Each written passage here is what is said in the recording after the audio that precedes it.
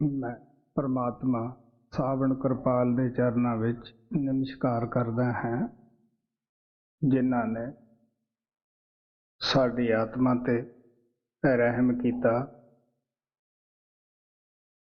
ਪਿਆਰਿਓ, ਸੰਤ ਗਰੀਬ ਨਵਾਜ ਹੁੰਦੇ ਹੈ, ਉਹ ਦਇਆ ਦਾ ਸਮੁੰਦਰ ਹੁੰਦੇ ਹੈ, ਦਇਆ ਲੈ ਕੇ ਆਉਂਦੇ ਹੈ। ਜੈਸਾ ਜੈਸਾ ਕਿਸੇ ਦਾ ਬਰਤਨ ਬਣਿਆ ਹੈ ਜਾਂ ਭਾਂਡਾ ਬਣਿਆ ਹੁੰਦਾ ਹੈ, ਵੈਸੀ ਵੈਸੀ ਅਸੀਂ ਉਹਨਾਂ ਤੋਂ ਪ੍ਰਾਪਤ ਕਰ ਲੈਂਦੇ ਹਾਂ। ਇਸੇ ਲਫ਼ਜ਼ ਨੂੰ ਮਹਾਰਾਜ ਸਦਾ ਦੁਹਰਾਉਂਦੇ ਹੁੰਦੇ ਸੀ ਕਿ 45 ਸਾਲ ਮਹਾਰਾਜ ਸਾਵਣ ਨੇ ਦੋਨਾਂ ਹੱਥਾਂ ਨਾਲ ਦਾਤ ਵੰਡੀ, ਹਰ ਇੱਕ ਨੂੰ ਹੋਕਾ ਦਿੱਤਾ ਕਿ ਮੈਨੂੰ ਤੁਸੀਂ ਓਪਰਾ ਨਾ ਸਮਝੋ, ਮੈਨੂੰ ਆਪਣਾ ਸਮਝੋ, ਮੈਂ ਤੁਹਾਡਾ ਹੀ ਆਇਆ ਹਾਂ। ਸਾਨੂੰ ਪਤਾ ਹੈ ਕਿ ਇਤਨੀ ਵੱਡੀ ਦੁਨੀਆ, ਇਤਨੀ ਵੱਡੀ ਆਬਾਦੀ ਵਿੱਚ ਬਹੁਤ ਥੋੜ੍ਹੇ ਜੀਵਾਂ ਨੇ ਫਾਇਦਾ ਉਠਾਇਆ, ਗਿਣਤੀ ਦੇ ਜੀਵਾਂ ਨੇ ਫਾਇਦਾ ਉਠਾਇਆ। ਇਸੇ ਤਰ੍ਹਾਂ ਪਰਮਾਤਮਾ ਕਿਰਪਾਲ ਨੇ ਖੁੱਲ੍ਹੇ ਦਿਲ ਨਾਲ ਉਹ ਨਾਮ ਦੀ ਦੌਲਤ ਵਾਂਟੀ। ਸਦਾ ਹੀ ਕਹਿੰਦੇ ਸੀਗੇ ਕਿ ਬਈ ਮੈਂ ਆਪਣੇ ਪਿਤਾ ਦਾ ਫਜ਼ੂਲ ਖਰਚੀ ਕਰਨ ਵਾਲਾ ਬੇਟਾ ਹਾਂ। ਫਿਰ ਉਹ ਕਹਿੰਦੇ ਹੁੰਦੇ ਸੀ ਬਈ ਦੇਣੇ ਵਾਲੇ ਦਾ ਕੀ ਕਸੂਰ ਹੈ, ਸਵਾਲ ਤਾਂ ਲੈਣ ਵਾਲੇ ਦਾ ਹੈ। ਸੋ ਪਿਆਰਿਓ, ਜੈਸਾ ਜੈਸਾ ਸਾਡਾ ਬਰਤਨ ਸੀ, ਭਾਂਡਾ ਬਣਿਆ ਸੀ, ਵੈਸਾ ਵੈਸਾ ਅਸੀਂ ਉਹ ਤੋਂ ਪ੍ਰਾਪਤ ਕੀਤਾ। ਉਹ ਸਦਾ ਕਹਿੰਦੇ ਹੁੰਦੇ ਸੀ ਕਿ ਗੁਰੂ ਦੇ ਪਾਸ ਜਦ ਵੀ ਆਓ ਮਿੱਟੀ ਬਣ ਕੇ ਆਓ। ਸਾਨੂੰ ਪਤਾ ਹੈ ਕਿ ਕੁਮਾਰ ਮਿੱਟੀ ਨੂੰ ਬਾਹਰੋਂ ਲਿਆਉਂਦਾ ਹੈ, ਮਿੱਟੀ ਦਾ ਕੋਈ ਵੀ ਉਜਰ ਨਹੀਂ ਹੁੰਦਾ ਗਾ। ਉਹਨੂੰ ਉਹ ਸੋਟਿਆਂ ਦੇ ਨਾਲ ਕੁੱਟਦਾ ਹੈ, ਫਿਰ ਉਹਨੂੰ ਛਾਣਦਾ ਹੈ, ਪਾਣੀ ਪਾਉਂਦਾ ਹੈ, ਗਾਉਂਦਾ ਹੈ, ਆਖਰ ਉਸ ਨੂੰ ਚੱਕ ਤੇ ਚੜਾ ਕੇ ਘੜਾ ਬਣਾਉਂਦਾ ਹੈ, ਉਹਨੂੰ ਡੋਰ ਨਾਲ ਕੱਟਦਾ ਹੈ, ਫਿਰ ਉਸ ਨੂੰ ਥਾਪਿਆਂ ਦੇ ਨਾਲ ਕੁੱਟਦਾ ਹੈ, ਅੰਦਰ ਹੱਥ ਰੱਖਦਾ ਹੈ, ਆਖਰ ਉਸ ਨੂੰ ਅੱਗ ਅੰਦਰ ਰੱਖ ਦਿੰਦਾ ਹੈ।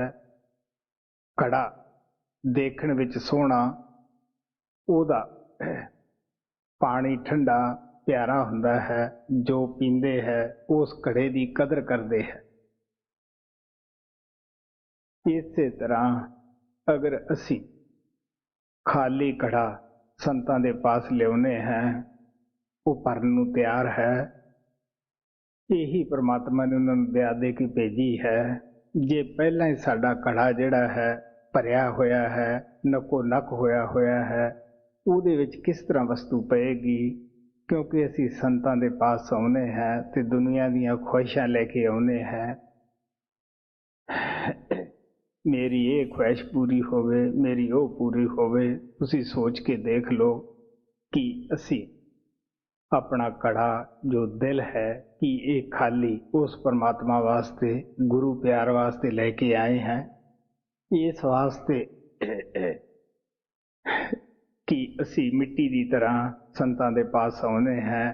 ਮਾਮੂਲੀ ਜਿਹਾ ਸਾਨੂੰ ਦਰਦ ਹੋ ਜਾਵੇ, ਅਸੀਂ ਭਜਨ ਛੱਡ ਕੇ ਬੈਠ ਜਾਂਦੇ ਹਾਂ, ਹਜ਼ਾਰੋਂ ਨੁਕਸ ਗੁਰੂ 'ਚ ਕੱਢਦੇ ਹਾਂ, ਪਰਮਾਤਮਾ 'ਚ ਕੱਢਦੇ ਹਾਂ ਕਿ ਜੀ ਮੇਰੇ ਨਾਲ ਐਸਾ ਕਿਉਂ ਹੋਇਆ। ਹਾਲਾਂਕਿ ਮਹਾਰਾਜ ਸਾਵਨ ਸਿੰਘ ਸਭ ਵੇਦ ਗ੍ਰੰਥ ਇਸ ਚੀਜ਼ ਦੀ ਗਵਾਹੀ ਭਰਦੇ ਹੈ ਕਿ ਸਾਡਾ ਜੀਵਨ ਸ਼ੁਰੂ ਹੋਣ ਤੋਂ ਪਹਿਲਾਂ ਹੀ, ਮਾਂ ਦੇ ਪੇਟ ਵਿੱਚ ਆਉਣ ਦੇ ਟਾਈਮ ਹੀ, ਦੁੱਖ ਸੁੱਖ, ਗਰੀਬੀ ਅਮੀਰੀ, ਬਿਮਾਰੀ ਤੰਦਰੁਸਤੀ ਮੁਕੱਰਰ ਹੋ ਜਾਂਦੀ ਹੈ। ਉਹ ਸਾਨੂੰ ਜ਼ਰੂਰ, ਚਾਹੇ ਰੋ ਕੇ ਭੋਗੀਏ ਚਾਹੇ ਹੱਸ ਕੇ ਭੋਗੀਏ, ਭੋਗਣਾ ਪੈਂਦਾ ਹੈ। ਘਟਨਾ ਜਿਹੜੀ ਹੈ ਜ਼ਿੰਦਗੀ ਦੀ, ਕੋਈ ਨਫਾ ਹੋਣਾ ਹੈ, ਕੋਈ ਘਾਟਾ ਪੈਣਾ ਹੈ, ਬਿਮਾਰੀ ਆਉਣੀ ਹੈ, ਤੰਦਰੁਸਤੀ ਆਉਣੀ ਹੈ, ਉਹ ਵਕਤ 'ਤੇ ਆ ਕੇ ਘਟ ਜਾਂਦੀ ਹੈ। ਅਗਰ ਅਸੀਂ ਅੰਦਰ ਜਾਂਦੇ ਹੋਈਏ ਐਸੀਆਂ ਘਟਨਾ ਦਾ, ਪਿਆਰਿਓ, ਕੋਈ ਪਤਾ ਲਾਉਣਾ ਜਾਂ ਲੱਗਣਾ ਕੋਈ ਖਾਸ ਮੁਸ਼ਕਿਲ ਨਹੀਂ ਹੁੰਦਾ ਗਾ। लेकिन असी की करते हैं, अंदर जाते नहीं, बाहर बैठे हैं।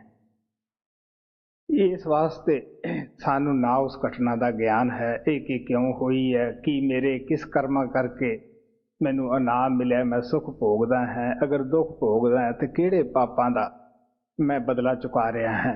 सो इस वास्ते जद भी संत महात्मा मालक दे प्यारे आउंदे है, वो सदा ही होका दिंदे है कि आओ बई, ये जिहड़ा इंसान दा जामा तुहानू दिता है, ये बड़ा कीमती है, ये अमुल पदार्थ है। ये सिर्फ उस परमात्मा ने विषय बकारां वास्ते तुहानू नहीं दिता गा, दुनिया के भोगां वास्ते नहीं दिता, क्योंकि भोग तां हर जूनी भोगदी है। कुत्ते, पंछी, हर जानवर, रींगण वाले कीड़े भी ये तो सब कुछ करते हैं, वो भी सौंदे है, दुख तकलीफ वो भी महसूस करते हैं, गर्मी सर्दी वो भी महसूस करते हैं। कि असी इंसान बन के अगर वो डंगरां वाले काम करांगे तो प्यारे सोच के देख लो, ये ਉਹਦੇ और साडे विच की फर्क होया। फर्क इतना ही है कि वो बेचारे भगती करके उन्नति नहीं कर सकते, परमात्मा नाल मिलाप नहीं कर सकते। किसी वक्त उन्होंने भी परमात्मा ने मौका दिता सीगा, लेकिन उन्होंने उस मौके नूं दुनिया के भोगां विच बर्बाद कर दिता। सो इस तरह अगर असी इंसान का जामा जो परमात्मा ने सानू तोहफा दिता है, असी अगर इसकी गलत वरतों करांगे तो इसकी बड़ी भारी सानू सज़ा चुकाउणी पैंदी है। गुरु नानक देव जी महाराज कहते हैं, 184 जोन सवाई, मानस को प्रभ दी वडियाई, इस पौड़ी ते जो नर चूके, सो आए जाए दुख पाएंदा। 184 जिया जून भुगतन तो बाद इंसान का जामा मिलता है। आप कहते ये सीढ़ी का आखिरी डंडा है, आखिरी स्टैप है। अगर असी कोशिश करते हैं, संभल के स्टैप चुकते हैं, तो कोठे की छत चुबारे ते चढ़ जाते हैं, सचखंड च पहुँच जाते हैं। अगर साडा पैर फिसल जाता है तो नीचे जमीन ते गिर जाते हैं। केड़ी जमीन, असी 84 दे विच चले जाते हैं। फिर पता नहीं परमात्मा ये मौका देवे ना देवे ना देवे। कबीर साहब भी कहते हैं, मानस जन्म दुर्लभ है, होत न वारंवार, ज्यों बन फल पक्के भुने गिरे, बोहर न लागे ढार। जिहड़ा एक बारी फल पक जाता है, डाली नालों नीचे आ जाता है, जो मर्जी तुसी कोशिश करो वो फिर डाली दे नाल वापस नहीं लगता गा। इस तरह जब एक बारी इंसान का जामा हथ विचों निकल जाता है, फिर ये मौका मिलना बड़ा ही मुश्किल हो जाता है। सो संत महात्मा प्यार ना कहते हैं, जो कुछ करना सो अभी ही करना, अगे दा ना भरोसा धरना। जो कुछ असी करना है परमात्मा की भगती है, वो जिंदे जी करनी है। जो लोग मरण तो बाद ये सोचते हैं कि असी फेर कर लांगे, संत तां कहते हैं, जेड़ा तुसी कम अज दा कल ते पाओगे, की पता है वो कल कैसा आएगा। गुरु नानक कहते हैं, मता करे पश्चिम के ताई, पूर्व ही लै जात। असी तो अपनियां प्लैनिंगां बनाउण लगे हैं, पता नहीं परमात्मा नूं किहड़ी प्लैनिंग बनाई हुई है, किहड़ी उस नूं मंजूर है। सो इस वास्ते संत महात्मा सानू प्यार दे नाल कहते हैं कि जद भी असी मौका मिलता है, वो परमात्मा जिहड़ा है, जदों असी उस नूं पुकारदे हैं, वो जरूर आउंदा है। वो रहम दा समुंदर है। थोड़े अगे कबीर साहब का शब्द रखा जाता है, गौर ना सुनने वाला है। कबीर साहब बहुत सारिया उदाहरण दे के सानू इस शब्द दे विच समझाउंदे है कि किस तरह जानवर जोड़े है वो भी अपनी कुल की रीति नूं तजदे नहीं गए, वो भी अपनी कुल की रीति की पालना करते हैं कि साडी कुल नूं दाग ना लग जावे।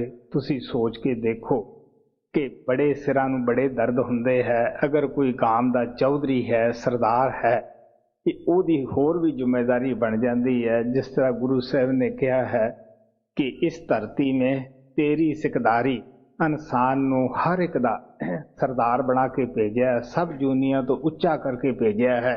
अगर सानू उन्हें उच्चा करके भेजा तो साडियां जिम्मेवारियां भी उन्नियां ही वड्डियां हन ਕੀ ਹੈ ਕਿ ਪ੍ਰਮਾਤਮਾ ਦੀ ਭਗਤੀ ਕਰਕੇ ਪ੍ਰਮਾਤਮਾ ਦੇ ਨਾਲ ਮਿਲਾਪ ਕਰਨਾ ਹੈ। ਸੋ ਇਸ ਵਾਸਤੇ ਆਪ ਇਹਦੇ ਵਿੱਚ ਕਈ ਉਦਾਹਰਨਾਂ ਐਸੀਆਂ ਦਿੰਦੇ ਹੈ ਕਿ ਜਿਹੜੀਆਂ ਅਸੀਂ ਆਮ ਤੌਰ ਦੇ ਉੱਤੇ ਸੁਣਦੇ ਹੀ ਰਹਿੰਦੇ ਹਾਂ ਸਤਸੰਗਾਂ ਦੇ ਵਿੱਚ।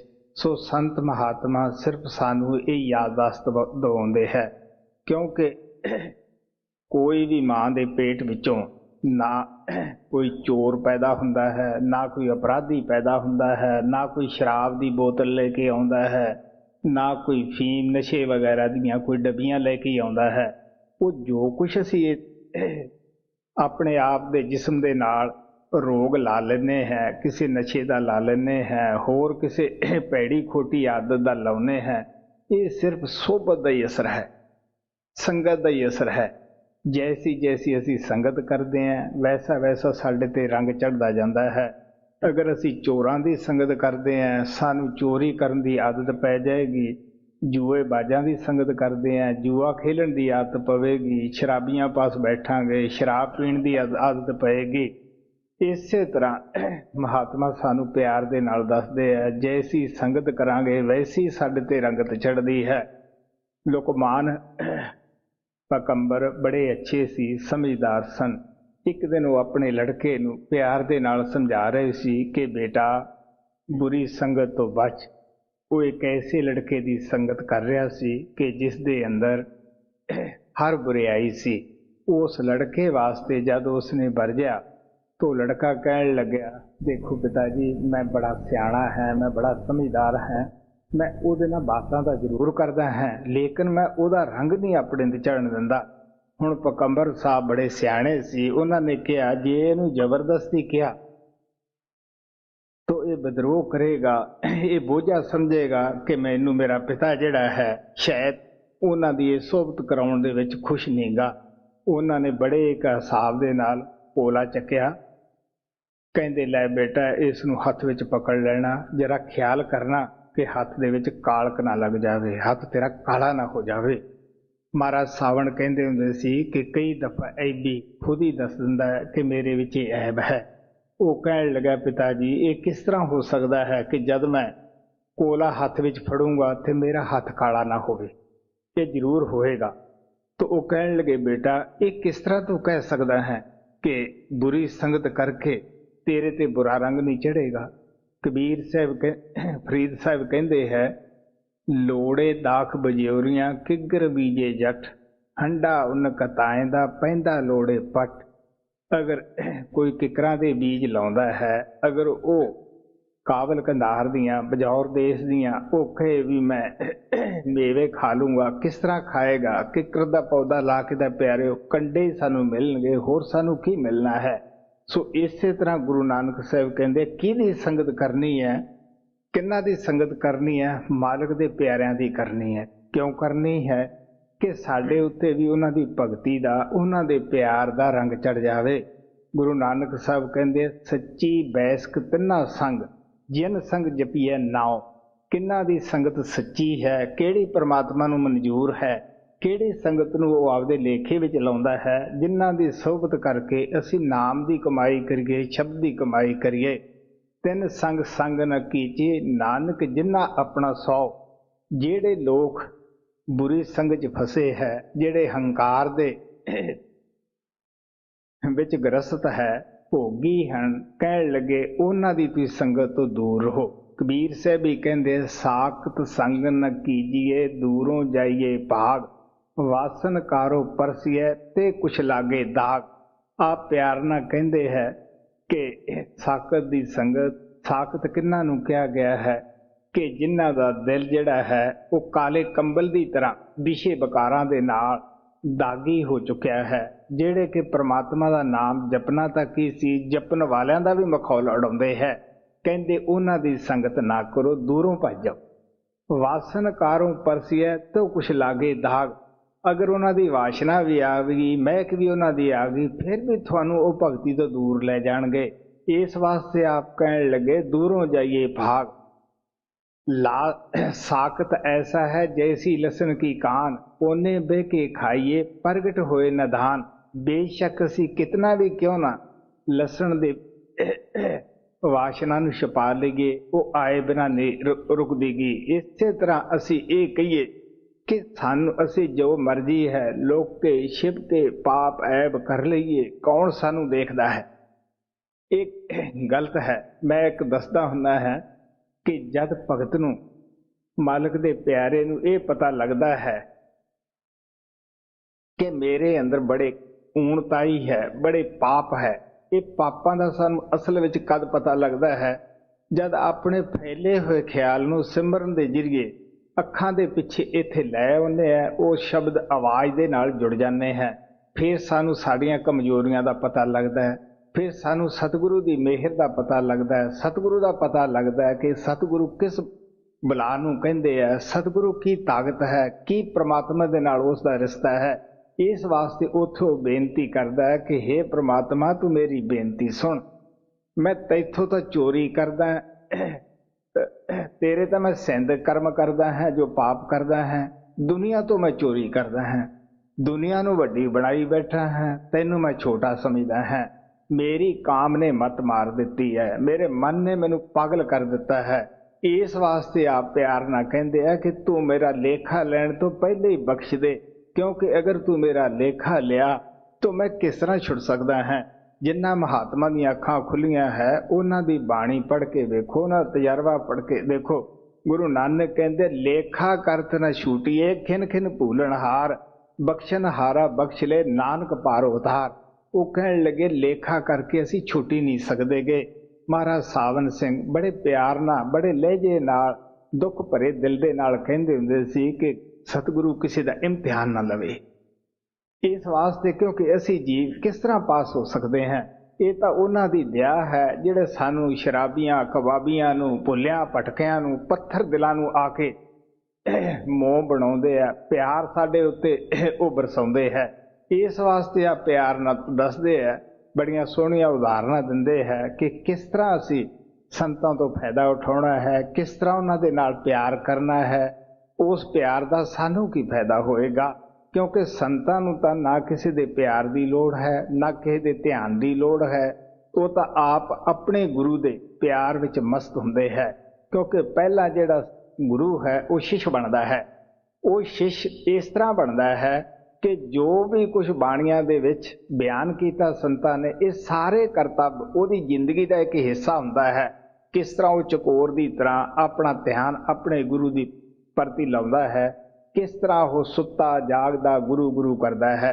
ਮੈਂ ਦੱਸਦਾ ਹੁੰਦਾ ਹੈ ਕਿ ਹਰ ਸਤਸੰਗੀ ਨੂੰ ਕੀ ਕਰਨਾ ਚਾਹੀਦਾ ਹੈ। ਅਸੀਂ ਖਾਣਾ ਖਾਂਦੇ ਹਾਂ, ਆਮ ਅਸੀਂ ਕੀ ਕਰਦੇ ਹਾਂ ਕਿ ਖਿਆਲ ਸਾਡਾ ਹੋਰ ਪਾਸੇ ਹੁੰਦਾ ਹੈ।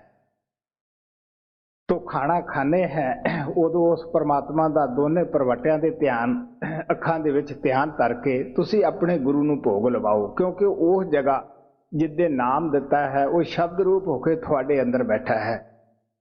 ਅਗਰ ਕੋਈ ਬੁਰਕੀ ਨਿਗਾਉਣੇ ਹੋ ਤਦ ਵੀ ਤੁਸੀਂ ਉਹ ਇਹ ਸਮਝੋ ਕਿ ਅਸੀਂ ਗੁਰੂ ਨੂੰ ਭੋਗ ਲਵਾ ਰਹੇ ਹਾਂ, ਅਸੀਂ ਗੁਰੂ ਨੂੰ ਖਵਾ ਰਹੇ ਹਾਂ। ਪਾਣੀ ਪੀਂਦੇ ਹੋ ਤਾਂ ਵੀ ਕਹੋ ਅਸੀਂ ਗੁਰੂ ਨਹੀਂ ਪਿਉਂਦੇ ਹਾਂ। ਅਗਰ ਤੁਸੀਂ ਇਹ ਹੱਥ ਧੋਨੇ ਹੋ, ਕੁਰਲੀ ਕਰਦੇ ਹੋ ਤਾਂ ਵੀ ਕਹੋ ਕਿ ਅਸੀਂ ਗੁਰੂ ਨੂੰ ਹੀ ਆਪਦੇ ਨੂੰ ਕੁਰਲੀ ਕਰਾ ਰਹੇ ਹਾਂ। ਤੁਸੀਂ ਥੋੜ੍ਹੇ ਦਿਨ, ਹਫ਼ਤਾ ਇੱਕ ਇਸ ਤਰ੍ਹਾਂ ਖਾਣਾ ਖਾ ਕੇ ਦੇਖੋ, ਤੁਹਾਡੀ ਕਾਇਆ ਕਲਪ ਹੋ ਜਾਏਗੀ।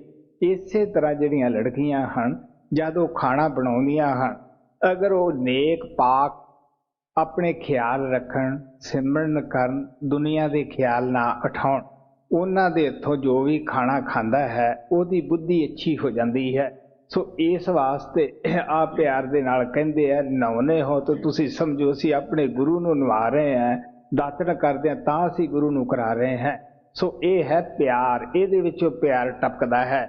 ਜਦੋਂ ਸਾਡੀ ਇਹ ਹਾਲਤ ਹੋ ਜਾਂਦੀ ਹੈ, ਉਹ ਪਰਮਾਤਮਾ ਗੁਰੂ ਰੂਪ ਜੋ ਹੈ ਉਹ ਸਾਡੇ ਅੰਦਰ ਹੀ ਬੈਠਾ ਹੈ। ਰਾਮ ਝਰੋਖੇ ਬੈਠ ਕੇ ਸਭ ਕਾ ਚਾਰਾ ਲੈ, ਜਾਂ ਕੋ ਜੈਸੀ ਚਾਕਰੀ ਤਾਂ ਕੋ ਤੈਸਾ ਦੇ। ਇੱਕ ਵਾਰੀ ਜਗਨਨਾਥ ਜਾਣ ਦਾ ਮੌਕਾ ਮਿਲਿਆ, ਉੱਥੇ ਕਈ ਮੱਠਾਂ ਦੇ ਅੰਦਰ ਗਏ। ਕਬੀਰ ਸਾਹਿਬ ਦੇ ਮੱਠ ਅੰਦਰ ਗਏ, ਉੱਥੇ ਪਾਂਜੀ ਵੰਡੀ ਜਾ ਰਹੀ ਸੀਗੀ। ਉਹ ਮਾਤਾ ਕਹਿਣ ਲੱਗੀ ਕਿ ਦੇਖੋ, ਕਬੀਰ ਸਾਹਿਬ ਨੇ ਪਖੰਡ ਦੀ ਭਗਤੀ, ਪਖੰਡ ਨੂੰ ਦੂਰ ਕਰਕੇ ਨਾਮ ਦੀ ਪਾਂਜੀ ਵੰਡੀ ਸੀਗੀ।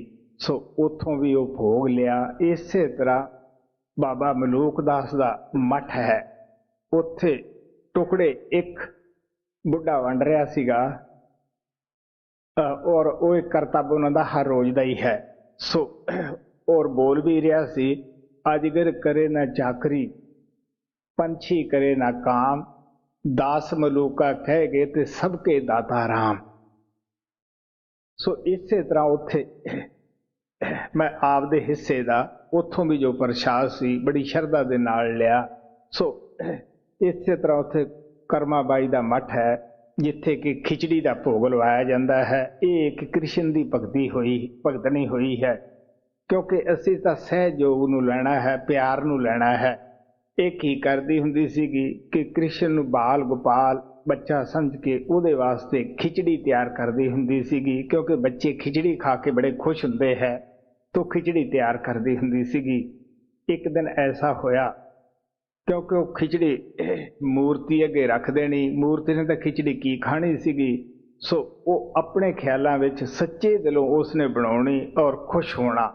ਇੱਕ ਦਿਨ ਉਹ ਆਪਣੀ ਬਰਾਦਰੀ ਦੇ ਅੰਦਰ ਗਈ ਸੀ, ਉੱਥੇ ਵਾਜੇ ਗਾਜੇ ਖੂਬ ਵੱਜਦੇ ਸੀਗੇ, ਕੋਈ ਸ਼ਾਦੀ ਦਾ ਪ੍ਰੋਗਰਾਮ ਸੀ। ਉਹ ਜਿਹੜਾ ਰੋਜ਼ ਦਾ ਨਿਤਨੇਮ ਸੀ ਉਸ ਨੂੰ ਭੁੱਲ ਗਈ। ਜਦ ਸੁੱਤੀ ਪਈ ਨੂੰ ਜਾਗ ਆਈ, ਉਹ ਬੜਾ ਰੋਣ ਲੱਗ ਪਈ, ਰੌਲਾ ਪਾਉਣ ਲੱਗ ਪਈ ਕਿ ਮੇਰਾ ਬੱਚਾ ਤਾਂ ਭੁੱਖਾ ਰਹਿ ਗਿਆ ਹੋਊਗਾ, ਮੈਂ ਤਾਂ ਬੜਾ ਅਪਰਾਧ ਕੀਤਾ ਹੈ। ਇਸੇ ਲਹਿਜੇ ਵਿੱਚ ਉਹ ਭੱਜੀ ਆਈ। ਕੀ ਦੇਖਦੀ ਹੈ, ਜਦ ਬੂਹਾ ਖੋਲਿਆ ਇੱਕ ਬਾਲਕ ਰੂਪ ਦੇ ਅੰਦਰ ਉੱਥੇ ਖਿਚੜੀ ਬਣਾ ਰਿਹਾ ਹੈ। ਉਹ ਕਹਿਣ ਲੱਗੀ ਕਿ ਬੇਟਾ ਅੱਜ ਤੂੰ ਭੁੱਖਾ ਰਿਹਾ, ਮੈਥੋਂ ਤੇਰਾ ਜਿਹੜਾ ਨਿਤਨੇਮ ਸੀਗਾ ਰੋਜ਼ ਦੀ ਖਿਚੜੀ ਮੈਂ ਉਹ ਬਣਾ ਨਾ ਸਕੀ। ਉਹ ਕਹਿਣ ਲੱਗਿਆ ਕੋਈ ਨਹੀਂ ਮਾਤਾ, ਅੱਗੇ ਤੂੰ ਰੋਜ਼ ਬਣਾਉਂਦੀ ਸੈਂ, ਅੱਜ ਮੈਂ ਬਣਾ ਲਈ ਹੈ, ਆ ਤੂੰ ਬਗੈਰ ਹੱਥ ਮੂੰਹ ਧੋਤਿਆਂ ਮੇਰੇ ਨਾਲ ਬੈਠ ਕੇ ਖਾ। ਸੋ ਇਹ ਹੈ ਪਿਆਰ। ਇਸੇ ਤਰ੍ਹਾਂ ਅਗਰ ਸਾਡੇ ਅੰਦਰ ਪਿਆਰ ਹੈ, ਅਗਰ ਸਾਡਾ ਧਿਆਨ ਪੱਕ ਗਿਆ ਹੈ, ਸਾਡਾ ਦੋਨਾਂ ਪਰਪੱਟਿਆਂ ਦੇ ਦਰਮਿਆਨ ਖਿਆਲ ਜੁੜਿਆ ਹੋਇਆ ਹੈ, ਇੰਨਾ ਧਿਆਨ ਵਿੱਚ ਮਗਨ ਹੋ ਜਾਂਦਾ ਹੈ ਕਿ ਸੇਵਕ ਨੂੰ ਇਹ ਵੀ ਨਾ ਪਤਾ ਲੱਗੇ ਕਿ ਗੁਰੂ ਮੇਰੇ ਅੰਦਰ ਪ੍ਰਗਟ ਹੋ ਗਿਆ ਹੈ ਜਾਂ ਉਹ ਮੇਰੇ ਨਾਲ ਗੱਲ ਕਰਦਾ ਹੈ। ਉਹ ਆਪਦੇ ਧਿਆਨ ਵਿੱਚ ਮਗਨ ਹੈ। ਇਸ ਵਾਸਤੇ ਜਦ ਐਸਾ ਧਿਆਨ ਸਾਡਾ ਪੱਕ ਜਾਂਦਾ ਹੈ ਤਾਂ ਉਹ ਜ਼ਰੂਰ ਪਰਦਾ ਖੋਲ੍ਹਦਾ ਹੈ। ਇੱਥੇ ਕਹਿਣ ਦੀ ਜ਼ਰੂਰਤ ਨਹੀਂ ਗੀ, ਅਸੀਂ ਕਹਿੰਦੇ ਤਾਂ ਹੈ ਕਿ ਸਾਨੂੰ ਅਜੇ ਪਤਾ ਨਹੀਂ, ਗੁਰੂ ਤੇ ਇਤਬਾਰ ਨਹੀਂ। ਅਸੀਂ ਇਹ ਕਹਿੰਦੇ ਹਾਂ ਕਿ ਜੀ ਪਰਦਾ ਖੋਲ੍ਹੋ। ਮੈਂ ਹਮੇਸ਼ਾ ਕਈ ਪ੍ਰੇਮੀਆਂ ਨੂੰ ਮਹਾਰਾਜ ਸਾਵਣ ਦੇ ਅੱਗੇ ਬੇਨਤੀ ਕਰਦਿਆਂ ਨੂੰ ਦੇਖਿਆ ਕਿ ਜੀ ਪਰਦਾ ਖੋਲ੍ਹੋ। ਮਹਾਰਾਜ ਕਹਿੰਦੇ ਕਿਉਂ ਬਈ ਭਜਨ ਕਰਦਾ ਹੈ, ਕਿੰਨਾ ਭਜਨ ਕਰਦਾ ਹੈ? ਫਿਰ ਚੁੱਪ ਹੋਣਾ, ਕਿਉਂਕਿ ਜਿਹੜੇ ਭਜਨ ਕਰਦੇ ਉਹਨਾਂ ਨੂੰ ਕਹਿਣ ਦੀ ਜ਼ਰੂਰਤ ਹੀ ਨਹੀਂ ਪੈਂਦੀ, ਕਿਉਂਕਿ ਉਹ ਅੰਦਰ ਬੈਠਾ ਹੈ। ਮੈਂ ਦੱਸਦਾ ਹੁੰਦਾ ਕਿ ਮੈਨੂੰ ਹੁਕਮ ਮੰਨਣ ਦੀ, ਆਗਿਆ ਪਾਲਣ ਦਾ ਕਿੱਥੋਂ ਹਿੰਮਤ ਮਿਲੀ ਜਾਂ ਕਿੱਥੋਂ ਮੈਨੂੰ ਇਹ ਗੁਣ ਮਿਲਿਆ, ਕਿਉਂਕਿ ਮੈਂ ਬਚਪਨੇ ਦੇ ਵਿੱਚ ਆਰਮੀ ਚਲਿਆ ਗਿਆ। ਆਰਮੀ ਦਾ ਇੱਕ ਕਾਨੂੰਨ ਹੈ ਕਿ ਪਹਿਲਾਂ ਤੁਸੀਂ ਹੁਕਮ ਨੂੰ ਪੂਰਾ ਕਰੋ ਜੋ ਤੁਹਾਨੂੰ ਹੁਕਮ ਮਿਲ ਜਾਂਦਾ ਹੈ। ਅਗਰ ਖਾਣਾ ਬਣਾਉਣ ਦਾ ਹੁਕਮ ਮਿਲ ਜਾਂਦਾ ਹੈ, ਇਹ ਨਾ ਕਹੋ ਕਿ ਲੱਕੜਾਂ ਕਿੱਥੋਂ ਮਿਲਣਗੀਆਂ, ਆਟਾ ਕਹਾਂ ਸੇ ਮਿलेगा, अग्नि कहाँ से मिलेगी। नहीं, पहले खाना तैयार करके ले आओ, बाद में रिपोर्ट करो। तो जब मैं अपने गुरुदेव के चरणों में आया, मैं क्या भी देखो एक दुनियावी बंदियां दा इतना हुक्म पालन किया कि अगर वो अटेंशन करके कलियार देन ते अफसर नूं जाके सलूट करन, रिपोर्ट देन कि इतने बंदे है, सब अच्छा है, तो जवान मक्खी भी अपने तो उड़ा नहीं सकता गा। अगर उस वेले सर्प भी चढ़िया होवे उसनूं भी परे नहीं कर सकता गा। तो एक इंसान के हुक्म असी इतना मनते हैं, तो गुरु का हुक्म उस दे मुकाबले ते कितना होना चाहिए। यही कारण सी कि जो मेरे गुरुदेव ने मेरे ते कृपा की, आग्ञा दी कि किस तरह अभ्यास करना है, किस तरह घड़े नूं खाली बनाना है। तो ये उन्हां दी दया सी कि मैं उन्हां दी आग्ञा दा पालन कर सकिया। सो ना मैनू ये कहना पिया कि तू मेरा पर्दा खोल, ना मैनू पता ही है ये उहदा काम है। सो इस वास्ते आ प्यार दे नाल कहंदे आ कि साडे अंदर इस तरह दा प्यार होवे कि गुरु साडे अंदर प्रगट होवे, सानू ना पता लगे कि वो प्रगट हो गया है, असी तो अपने विच औकागर हैं। मैं सदा ही कहना हुंदा कि जदों सानू ऐसे संत सतगुरु आके मिल जाण तो सानू सच्चे दिलों उन्हां दे नाल प्यार करना चाहिए है। ਦੁਨੀਆ ਦੇ ਮੋਹ ਦੀ ਕਮੀ ਕਰ ਦਿਓ, ਦੁਨੀਆ ਦੇ ਪਿਆਰ ਦੀ ਕਮੀ ਕਰ ਦਿਓ। ਤੁਸੀਂ ਆਪਣੀ ਆਤਮਾ ਨੂੰ ਅੰਦਰ ਇਕਾਗਰ ਕਰੋ। ਸਤਿਗੁਰੂ ਅੰਦਰੋਂ ਹੀ ਸੁਰਤ ਨੂੰ ਸ਼ਬਦ ਦੇ ਨਾਲ ਜੋੜਦਾ ਹੈ। ਸੋ ਇਸ ਵਾਸਤੇ ਆ ਪਿਆਰ ਨਾਲ ਕਹਿੰਦੇ ਹੈ ਕਿ ਬਗੈਰ ਕਿਸੇ ਝਿਜਕ ਤੋਂ ਅੰਦਰ ਜਾਓ, ਦੁਨੀਆ ਦਾ ਮੋਹ ਛੱਡ ਦਿਓ, ਦੁਨੀਆ ਦਾ ਪਿਆਰ ਛੱਡ ਦਿਓ। ਜਿਸ ਚੀਜ਼ ਦੀ ਸਾਡੀ ਆਤਮਾ ਨੂੰ ਭੁੱਖ ਹੈ, ਪਿਆਸ ਹੈ, ਉਹ ਅੰਦਰੇ ਹੀ ਮਿਲ ਜਾਂਦਾ ਹੈ। ਸੋ ਕਬੀਰ ਸਾਹਿਬ ਦਾ ਸ਼ਬਦ ਸੁਣੋ, ਬੜੇ ਪਿਆਰ ਨਾਲ ਸਾਨੂੰ ਕਈ ਉਦਾਹਰਨਾਂ ਦੇ ਕੇ ਸਮਝਾਉਂਦੇ ਹੈ ਜੀ। बिरह और प्रेम शब्द दूसरा। कबीर साहब की शब्दावली भाग तीसरा पन्ना 13। जो कोई जे बेद प्रीत लगावे, जो कोई जे बेद प्रीत लगावे, गुरु का नाम ध्यान ना छूटे, परगट ना गोहरावे। ਕਬੀਰ ਸਾਹਿਬ ਕਹਿੰਦੇ ਹੈ ਜਿਹੜਾ ਕੋਈ ਇਸ ਤਰ੍ਹਾਂ ਦੀ ਪ੍ਰੀਤ ਕਰਦਾ ਹੈ, ਜਵਾਨ ਤੇ ਸਿਮਰਨ ਹੈ, ਅੱਖਾਂ ਵਿੱਚੋਂ ਮਨ ਮੋਹਣੀ ਮੂਰਤ 24 ਘੰਟੇ ਸਮਾਈ ਹੋਈ ਹੈ। ਗੁਰੂ ਨਾਨਕ ਕਹਿੰਦੇ ਆ ਗੁਰ ਕੀ ਮੂਰਤ ਮਨ ਮੇ ਧਿਆਨ, ਗੁਰ ਕਾ ਸ਼ਬਦ ਮੰਤਰ ਮਨ ਮਾਨ। ਆਪ ਕਹਿੰਦੇ ਹੈ ਜੋ ਗੁਰੂ ਦਾ ਮੂਰਤ ਤੋਂ ਭਾਵ ਸਰੂਪ ਦਾ ਹੈ, ਤੋ ਕਹਿਣ ਲੱਗੇ ਜੋ ਉਹ ਤੁਹਾਨੂੰ ਸਿਮਰਨ ਦਿੰਦੇ ਹੈ, ਮੰਤਰ ਦਿੰਦੇ ਹੈ, ਉਸ ਦਾ ਜਾਪ। ਗੁਰ ਕੀ ਮੂਰਤ ਮਨ ਮੇ ਧਿਆਨ, ਗੁਰ ਕਾ ਸ਼ਬਦ ਮੰਤਰ ਮਨ ਮਾਨ। ਆਪ ਪਿਆਰ ਦੇ ਨਾਲ ਕਹਿੰਦੇ ਹੈ ਕਿ ਜਦ ਸਾਡੀ ਜ਼ਬਾਨ ਦੇ ਉੱਤੇ ਉਹ ਸਿਮਰਨ ਸ਼ੁਰੂ ਦੇ ਵਿੱਚ ਆਦਤ ਪਾਉਣੀ ਪੈਂਦੀ ਹੈ, ਕਿਉਂਕਿ ਸਾਨੂੰ ਭੁੱਲੜ ਜੀਵਾਂ ਨੂੰ ਕਲਪੜਾ ਕਰਨ ਦੀ ਆਦਤ ਹੈ, ਲੇਕਿਨ ਸਿਮਰਨ ਕਰਨ ਦੀ ਇਹ ਜਗ੍ਹਾ ਤੇ ਆਦਤ ਨਹੀਂ ਹੁੰਦੀ ਗੀ। ਇਸ ਵਾਸਤੇ ਸੰਤ ਸਾਨੂੰ ਪਿਆਰ ਨਾਲ ਕਹਿੰਦੇ ਆ ਕਿ ਪਾਣੀ ਦੀ ਮਾਰੀ ਖੇਤੀ ਪਾਣੀ ਨਾਲ ਹੀ ਹਰੀ ਹੋ ਸਕਦੀ ਹੈ। ਸਿਮਰਨ ਕਰਨ ਦੀ ਸਾਨੂੰ ਆਦਤ ਕੁਦਰਤ ਹੀ ਪਈ ਹੈ। ਅਸੀਂ ਦਿਨ ਰਾਤ ਦੁਨੀਆ ਦਾ ਸਿਮਰਨ ਕਰਨ ਲੱਗੇ ਪਏ ਹਾਂ। ਫਿਰ ਆਪਾਂ ਜਿਸ ਦਾ ਵੀ ਸਿਮਰਨ ਕਰਦੇ ਹਾਂ, ਸਾਨੂੰ ਪਤਾ ਹੈ ਕਿ ਕਲਰਕ ਆਪਣੇ ਕੰਮ ਦਾ ਸਿਮਰਨ ਕਰਦੇ ਹੈ, ਕੱਲ ਨੂੰ ਕਿਹੜੀ ਮਿਸਲ ਤਿਆਰ ਕਰਨੀ ਹੈ, ਕਿਹੜੇ ਕਾਗਜ਼ 'ਚ ਕਮੀ ਹੈ। ਬੀਬੀਆਂ ਆਪਣੇ ਚੁੱਲ੍ਹੇ ਚੌਂਕੇ ਦਾ ਸਿਮਰਨ ਕਰਦੀਆਂ ਹਨ, ਕਿਹੜਾ ਸਮਾਨ ਰਸੋਈ ਘਰ ਵਿੱਚ ਹੈ, ਕਿਹੜਾ ਨਹੀਂ ਹੈ। ਜ਼ਿਮੀਂਦਾਰ ਆਪਣੇ ਕੰਮ ਦਾ ਸਿਮਰਨ ਕਰਦਾ ਹੈ, ਕੀ ਫਸਲ ਬੀਜਣੀ ਹੈ, ਕਿੱਥੇ ਕੱਲ ਨੂੰ ਮੈਂ ਜਾ ਕੇ ਖਾਦ ਵਗੈਰਾ ਡਾਲਣੀ ਹੈ। ਇਸੇ ਤਰ੍ਹਾਂ ਜੱਜ ਆਪਣੇ ਕੰਮ ਦਾ ਸਿਮਰਨ ਕਰਦਾ ਹੈ ਕਿ ਮੈਂ ਕਿਹੜਾ ਮੁਕੱਦਮਾ ਕੱਲ ਲਾਉਣਾ ਹੈ, ਕੀ ਫੈਸਲਾ ਕਰਨਾ ਹੈ। ਸੋ ਸਿਮਰਨ ਕਰਨ ਦੀ ਤਾਂ ਸਾਨੂੰ ਆਦਤ ਪਹਿਲਾਂ ਤੋਂ ਪਈ ਹੁੰਦੀ ਹੈ, ਜਿਸ ਨੂੰ ਆਪਾਂ ਯਾਦ ਕਰਦੇ ਹਾਂ, ਜਿਸ ਨੂੰ ਆਪਾਂ ਸਿਮਰਨ ਕਰਦੇ ਹਾਂ। ਆਪ ਕਹਿੰਦੇ ਉਹਦੀ ਸ਼ਕਲ ਬਣਾਉਣ ਦੀ ਜ਼ਰੂਰਤ ਨਹੀਂ, ਆਪਣੇ ਆਪ ਹੀ ਅੱਖਾਂ ਅੱਗੇ ਆ ਜਾਂਦੀ ਹੈ। ਬੱਚੇ ਯਾਦ ਕਰਦੇ ਹੈ, ਉਸੇ ਤਰ੍ਹਾਂ ਦੌੜੇ ਫਿਰਦੇ ਨਜ਼ਰ ਵਿੱਚ ਆਉਂਦੇ ਹੈ।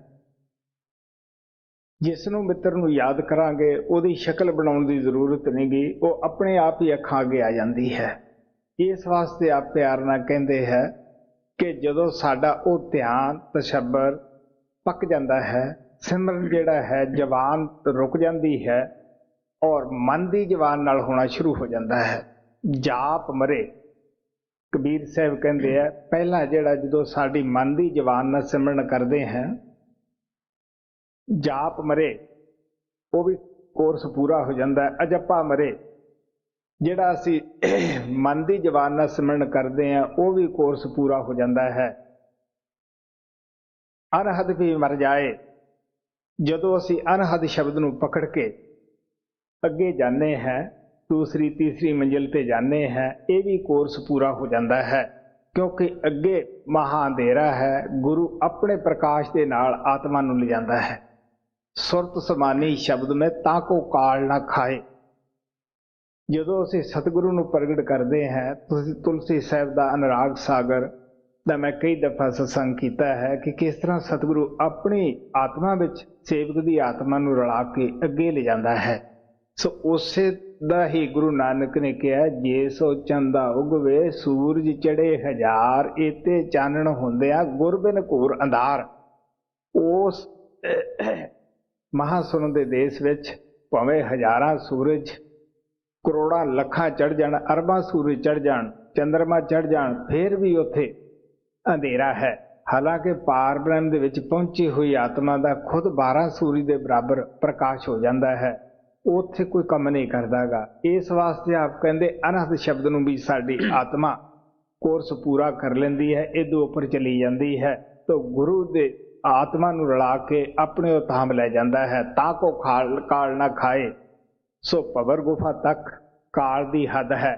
ਸੋ ਆਪ ਪਿਆਰ ਨਾਲ ਕਹਿੰਦੇ ਹੈ ਕਿ ਅਸੀਂ ਉਦੋਂ ਹੀ ਕਾਲ ਦੀ ਹੱਦ ਤੋਂ ਪਾਰ ਜਾ ਸਕਦੇ ਹਾਂ ਜਦ ਅਸੀਂ ਭਵਰ ਗੁਫਾ ਲੰਘ ਜਾਂਦੇ ਹਾਂ।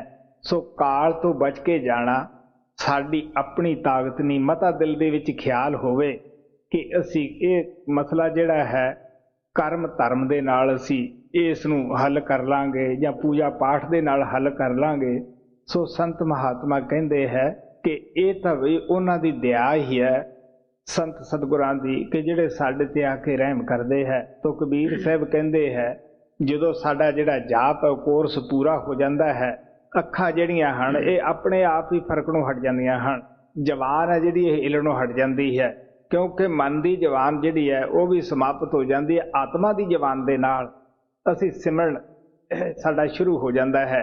ਇਸ ਤਰ੍ਹਾਂ ਕਲਪਨਾ ਉੱਠਦੀ ਹੈ ਜਿਸ ਤਰ੍ਹਾਂ ਕਿ ਹੁਣ ਆਪਾਂ ਬਗੈਰ ਕਿਸੇ ਸੋਚਿਆ ਹੋਇਆ ਬੈਠੇ ਸਤਸੰਗ ਦੇ ਅੰਦਰ ਹੈ, ਕੋਈ ਕੁਛ ਕਲਪਨਾ ਕਰੀ ਜਾਂਦਾ ਹੈ, ਮਨ ਕਦੇ ਕਿਸੇ ਪਾਸੇ ਕਰੀ ਜਾਂਦਾ ਹੈ, ਕਿਸੇ ਭਾਗ ਵਾਲੇ ਦਾ ਹੀ ਹੁਣ ਟਿਕਿਆ ਹੋਇਆ ਹੁੰਦਾ ਹੈ। ਇਸ ਵਾਸਤੇ ਹਾਲਾਂਕਿ ਅਸੀਂ ਘਰ-ਬਾਰ ਛੱਡੇ ਹੈ, ਸਾਰੇ ਕਾਰੋਬਾਰ ਛੱਡ ਕੇ ਸਤਸੰਗ ਵਿੱਚ ਆਏ ਹੈ, ਲੇਕਿਨ ਇਹ ਜਿਹੜੀ ਕਲਪਨਾ ਹੈ ਫਿਰ ਵੀ ਇਹ ਸਾਡਾ ਪਿੱਛਾ ਨਹੀਂ ਛੱਡਦੀਗੀ। ਤੋ ਸੰਤ ਸਾਨੂੰ ਪਿਆਰ ਨਾਲ ਕਹਿੰਦੇ ਆ ਕਿ ਸਿਮਰਨ ਕਰਨ ਦੀ ਆਦਤ ਤੁਹਾਨੂੰ ਸ਼ੁਰੂ ਤੋਂ ਹੀ ਪਈ ਹੈ। ਇਸ ਵਾਸਤੇ ਸੰਤ ਸਾਨੂੰ ਆਪਣਾ ਸਿਮਰਨ ਦਿੰਦੇ ਹੈ। ਉਹ ਸਿਮਰਨ ਕੋਈ ਕਿਤਾਬਾਂ 'ਚੋਂ ਪੜ੍ਹ ਕੇ ਨਹੀਂ ਦਿੰਦੇਗੇ, ਉਹਨਾਂ ਦੇ ਪਿੱਛੇ ਉਹਨਾਂ ਦੀ ਸ਼ਕਤੀ ਕੰਮ ਕਰਦੀ ਹੈ, ਤਪ ਤਿਆਗ ਹੁੰਦਾ ਹੈ। ਸੋ ਇਸ ਵਾਸਤੇ ਆ ਪਿਆਰ ਨਾਲ ਕਹਿੰਦੇ ਹੈ ਕਿ ਜਦੋਂ ਅਸੀਂ ਉਹਨਾਂ ਦਾ ਦਿੱਤਾ ਸਿਮਰਨ ਕਰਦੇ ਹਾਂ, ਉਹਨਾਂ ਦੇ ਬਤਾਏ ਹੋਏ ਸ਼ਬਦ ਦੇ ਨਾਲ ਜੁੜਦੇ ਹਾਂ, ਫਿਰ ਸਾਨੂੰ ਸਾਡੀ ਜੀਭ ਹੈ ਜਿਹੜੀ ਉਹ ਵੀ ਫਰਕਣੋਂ ਹਟ ਜਾਂਦੀ ਹੈ, ਔਰ ਜਿਹੜੇ ਹੋਠ ਹੈ ਉਹ ਵੀ ਫਰਕਣੋਂ ਹਟ ਜਾਂਦੇ ਹੈ। ਜਿਸ ਨੂੰ ਹਜ਼ਰਤ ਬਾਹੂ ਨੇ ਕਿਹਾ ਸੀ ਕਿ ਜਵਾਨ ਨਾ ਹਿੱਲੇ ਹੋਠ ਨਾ ਫਰਕਣ, ਖਾਸ਼ ਨਵਾਜੀ ਸੋਈ ਹੂ। ਜਵਾਨੀ ਕਲਮਾ ਹਰ ਕੋਈ ਆਖੇ ਤੇ ਦਿਲ ਦਾ ਪੜਦਾ ਕੋਈ ਹੂ। ਉਹ ਦਿਲ ਦਾ ਆਤਮਾ ਦੇ ਨਾਲ ਕੋਈ ਕਲਮਾ ਕੋਟਨਵੇਂ ਕੌਰਨ ਗੁਰੂ ਨਾਨਕ ਨੇ ਕਿਹਾ ਸੀ ਜੋ ਭਜਨ ਰਾਮ ਕੋ ਪਾਵੈ। ਨਹੀਂ ਤਾਂ ਅਸੀਂ ਜਵਾਨੀ ਕਲਾਮੀ ਜ਼ਰੂਰ ਅੱਲਾ ਵਾਹਿਗੁਰੂ ਰਾਮ ਰਹੀਮ ਕਹਿੰਦੇ ਹੈ। ਸੋ ਕਬੀਰ ਸਾਹਿਬ ਕਹਿੰਦੇ ਆ ਅਗਰ ਰਾਮ ਰਹੀਮ ਕਹਿਣ ਦੇ ਨਾਲ ਉਹ ਰਾਮ ਮਿਲਦਾ ਹੋਵੇ ਤਾਂ ਪਿਆਰੇ ਸਾਨੂੰ ਸਾਰਿਆਂ ਨੂੰ ਪਹਿਲਾਂ ਹੀ ਮਿਲ ਜਾਣਾ ਚਾਹੀਦਾ ਸੀਗਾ। ਸੋ ਇਹ ਮਹਾਤਮਾ ਕਹਿੰਦੇ ਅਗਰ ਖੰਡ ਦੇ ਕਹਿਣ ਦੇ ਨਾਲ ਮੂੰਹ ਮਿੱਠਾ ਹੁੰਦਾ ਤਾਂ ਸਾਨੂੰ ਚੀਨੀ ਬਣਾਉਣ ਦੀ ਕੀ ਲੋੜ ਸੀ, ਕੀ ਲੋੜ ਸੀ ਦੁਕਾਨਾਂ ਦੇ ਉੱਤੇ ਜਾਣ ਦੀ ਜਾਂ ਇੱਕ ਬੀਜਣ ਦੀ ਜਾਂ ਜ਼ਮੀਨ ਨੂੰ ਇੰਨੀ ਕਮਾਉਣ ਦੀ ਕੀ ਲੋੜ ਸੀਗੀ। ਖੰਡ ਕਿਹਾ ਤੇ ਮੂੰਹ ਮਿੱਠਾ ਹੋ ਜਾਂਦਾ। ਸੋ ਇਸ ਵਾਸਤੇ ਮਹਾਤਮਾ ਸਾਨੂੰ ਪਿਆਰ ਨਾਲ ਕਹਿੰਦੇ ਹੈ ਕਿ ਕਿਸ ਤਰ੍ਹਾਂ ਦਾ ਤੁਹਾਡਾ ਧਿਆਨ ਹੋਵੇ ਕਿ ਅੰਦਰ ਗੁਰੂ ਪ੍ਰਗਟ ਹੋ ਜਾਵੇ, ਫਿਰ ਵੀ ਪਤਾ ਨਾ ਲੱਗੇ। ਸੋ ਕਬੀਰ ਸਾਹਿਬ ਬੜੇ ਪਿਆਰ ਨਾਲ ਸਮਝਾਉਂਦੇ ਹੈ, ਗੁਰੂ ਕਾ ਨਾਮ ਧਿਆਨ ਨਾ ਛੂਟੇ, ਪ੍ਰਗਟ ਨਾ ਗੋਹਰਾਵੇ। ਕੁਰਮ ਸੁਤਨ ਕੋ ਤਰਤ ਹੈ ਊਚੇ, ਆਪ ਉਦਰ ਕੋ ਤਾਵੇ। ਹੁਣ ਆ ਬੜੀ ਅੱਛੀ ਮਿਸਾਲ ਕੱਛੂ ਕੁੰਮੇ ਦੀ ਦੇ ਰਹੇ ਹੈ ਕਿ ਉਹ ਜਿਹੜੇ ਅੰਡੇ ਹੈ ਉੱਚੇ ਥਾਂ ਬਾਹਰ ਖੁਸ਼ਕੀ ਦੇ ਵਿੱਚ ਦੇ ਕੇ ਆਉਂਦਾ ਹੈ, ਆਪ ਉਹ ਪਾਣੀ ਵਿੱਚ ਰਹਿੰਦਾ ਹੈ, ਉਹ ਆਪ ਦੇ ਬੱਚਿਆਂ ਨੂੰ ਧਿਆਨ ਦੇ ਜ਼ਰੀਏ ਪਕਾਉਂਦਾ ਹੈ। ਮਹਾਰਾਜ ਜੀ ਕਹਿੰਦੇ ਹੁੰਦੇ ਕੋਈ ਮਹਾਤਮਾ ਮੁਰਗੀ ਦੀ ਮਿਸਾਲ ਹੁੰਦਾ ਹੈ, ਮੁਰਗੀ ਅੰਡਿਆਂ ਨੂੰ ਉੱਤੇ ਬੈਠ ਕੇ ਪਕਾਉਂਦੀ ਹੈ। ਕੋਈ ਕੱਛੂ ਕੁੰਮੇ ਦੀ ਮਿਸਾਲ ਹੈ, ਆਲਾ ਦਰਜੇ ਦੇ ਜੋ ਮਹਾਤਮਾ ਹੈ ਉਹ ਕੂੰਜ ਦੀ ਮਿਸਾਲ ਹੈ। ਕੂੰਜ ਸਿਮਰਨ ਦੇ ਜ਼ਰੀਏ ਆਪਦੇ ਬੱਚਿਆਂ ਨੂੰ ਦੀ ਪਰਵਿਸ਼ ਕਰਦੀ ਹੈ। ਇੱਕ ਮਹਾਤਮਾ ਉਹ ਹੈ ਕਿ ਜਿਹੜਾ ਆਪਦੇ ਪਾਸ ਰਹਿਣ ਵਾਲਿਆਂ ਦਾ ਹੀ ਫਾਇਦਾ ਕਰ ਸਕਦਾ ਹੈ, ਉਹ ਕੁਕੜੀ ਦੀ ਮਿਸਾਲ ਹੈ। ਇੱਕ ਧਿਆਨ ਦੇ ਜ਼ਰੀਏ ਜਿੱਥੋਂ ਤੱਕ ਜਾਂਦਾ ਹੈ। ਆਲਾ ਦਰਜੇ ਦੇ ਜੋ ਮਹਾਤਮਾ ਹੈ ਉਹ ਸਿਮਰਨ ਦੇ ਜ਼ਰੀਏ, ਖਿਆਲ ਦੇ ਜ਼ਰੀਏ ਹੀ, ਇਹ ਨਹੀਂ ਕਿ ਨਾਮ ਦਿੱਤਾ, ਕੰਨ 'ਚ ਫੂਕ ਮਾਰੀ, ਲੈ ਵੀ ਮੈਂ ਤੇਰਾ ਗੁਰੂ ਹੋ ਗਿਆ, ਐਸਾ ਨਹੀਂ ਗਾ। ਇਹ ਜ਼ਿੰਮੇਵਾਰੀ ਹੈ। ਆਤਮਘਾਤੀ ਮਹਾਪਾਪੀ ਕਿਸੇ ਦੀ ਆਤਮਾ ਦਾ ਘਾਤ ਕਰਨਾ, ਕੀ ਇਹ ਪਾਪ ਉਤਰੇਗਾ?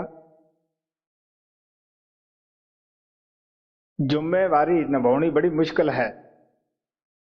ਇਸ ਵਾਸਤੇ ਸੰਤ ਮਹਾਤਮਾ ਸਾਨੂੰ ਪਿਆਰ ਨਾਲ ਹੋਕਾ ਦਿੰਦੇ ਹੈ, ਜਿੱਥੇ ਪੂਰਾ ਗੁਰੂ ਕਹਿੰਦੇ ਹੈ ਉੱਥੇ ਅਧੂਰੇ ਵੀ ਹੈ। ਅਸਲ ਦੀ ਸਦਾ ਨਕਲ ਹੁੰਦੀ ਆਈ ਹੈ। ਇਸੇ ਵਾਸਤੇ ਮੈਂ ਕਹਿਣਾ ਹੁੰਦਾ ਪਿਆਰਿਓ, ਕਿਸੇ ਮਹਾਤਮਾ ਦੀ ਸ਼ਰਨ ਦੇ ਵਿੱਚ ਜਾਣ ਤੋਂ ਪਹਿਲਾਂ ਤੁਸੀਂ ਉਹਦੀ ਜ਼ਿੰਦਗੀ ਪੜ੍ਹੋ।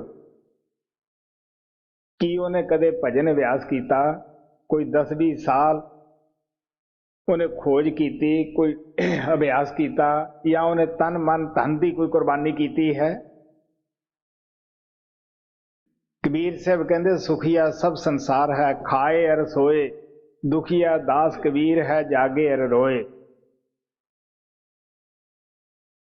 ਤੁਸੀਂ ਕਿਸੇ ਮਹਾਤਮਾ ਦੀ ਹਿਸਟਰੀ ਪੜ੍ਹ ਕੇ ਦੇਖੋ, ਤੁਹਾਨੂੰ ਪਤਾ ਲੱਗੇਗਾ ਕਿ ਉਹਨੇ ਕਿਸ ਤਰ੍ਹਾਂ ਮਿਹਨਤਾਂ ਕੀਤੀਆਂ ਹੈ। ਤੋ ਜਿਹੜੇ ਗੁਰੂ ਨਾਨਕ ਕਹਿੰਦੇ ਆ ਆਪ ਡੁਬੰਦੇ ਸਿਤਾਰੇ ਕਿਨਖੇ, ਤਰੰਦਰੋ ਵੀ ਤਾਰ ਨਾਨਕ ਪਿਰਸੋ ਰਤਿਆ, ਜੋ ਆਪ ਡੁੱਬੇ ਹੈ। ਲੋਕਾਂ ਨੂੰ ਕਹਿੰਦੇ ਤੁਸੀਂ ਭਜਨ ਕਰੋ ਬਈ, ਉਹ ਕਿਵੇਂ ਆਪ ਤਰਨਗੇ, ਕਿਵੇਂ ਦੂਜਿਆਂ ਨੂੰ ਤਾਰਨਗੇ? ਇਸ ਵਾਸਤੇ ਆ ਪਿਆਰ ਨਾਲ ਕਹਿੰਦੇ ਹੈ ਕਿ ਕੱਛੂ ਜਿਹੜਾ ਹੈ ਉਹ ਆਪਦੇ ਅੰਡੇ ਖੁਸ਼ਕੀ ਵਿੱਚ ਉੱਚੀ ਜਗ੍ਹਾ ਦੇ ਕੇ ਆਪਦੇ ਬੱਚਿਆਂ ਚੋਂ ਕਦੇ ਵੀ ਧਿਆਨ ਨਹੀਂ ਉਹ ਕੱਢਦਾ ਗਾ ਜੀ। ਕੁਰਮ ਸੁਤਨੇ ਕੋ ਤਰਤ ਹੈ ਊਚੇ, ਆਪ ਉਦਰ ਕੋ ਤਾਵੇ।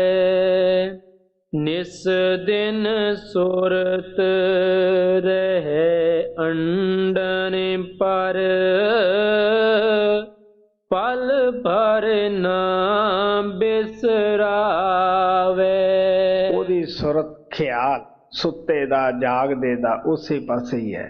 ਇਸੇ ਤਰ੍ਹਾਂ ਜੋ ਸਾਨੂੰ ਨਾਮ ਮਿਲ ਜਾਂਦਾ ਹੈ, ਸਾਡਾ ਵੀ ਫਰਜ਼ ਹੈ ਕਿ ਸੁੱਤੇ ਜਾਗਦੇ ਸੁਪਨੇ 'ਚ ਬਰੜਾਉਂਦੇ ਤਾਂ ਵੀ ਗੁਰੂ ਦਾ ਧਿਆਨ, ਤਾਂ ਵੀ ਗੁਰੂ ਦਾ ਸਿਮਰਨ ਯਾਦ ਹੈ, ਤਾਂ ਫਿਰ ਦੇਖੋ ਕੀ ਬਣਦਾ ਹੈ। ਕਬੀਰ ਸਾਹਿਬ ਕਹਿੰਦੇ ਸੁਪਨੇ ਹੂੰ ਬਰੜਾਈ ਕੇ, ਜੇ ਮੁਖ ਨਿਕਸੇ ਰਾਮ, ਤਾਂ ਕਿ ਪੱਕੀ ਪਨਹੀ ਮੇਰੇ ਤਨ ਕੋ ਛਾਮ।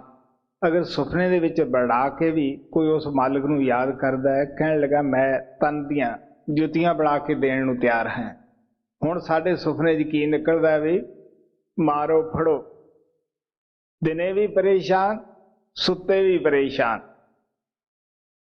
ਬਹੁਤ ਪ੍ਰੇਮੀ ਮਿਲਦੇ ਹੈ, ਕਹਿਣ ਲਈ ਸਾਨੂੰ ਬੜੇ ਬੁਰੇ ਸੁਪਨੇ ਆਉਂਦੇ ਆ। ਦੱਸ ਵੀ ਜੇ ਸਿਮਰਨ ਨਹੀਂ ਕਰਾਂਗੇ ਤਾਂ ਬੁਰਿਆਂ ਨੇ ਆਉਣਾ ਹੀ ਆ ਕੋਲੇ। ਹਾਂ ਭਾਈ।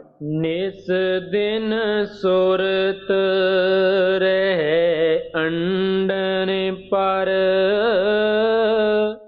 ਪਲ ਭਰ ਨਾ ਬਿਸਰਾਵੇ।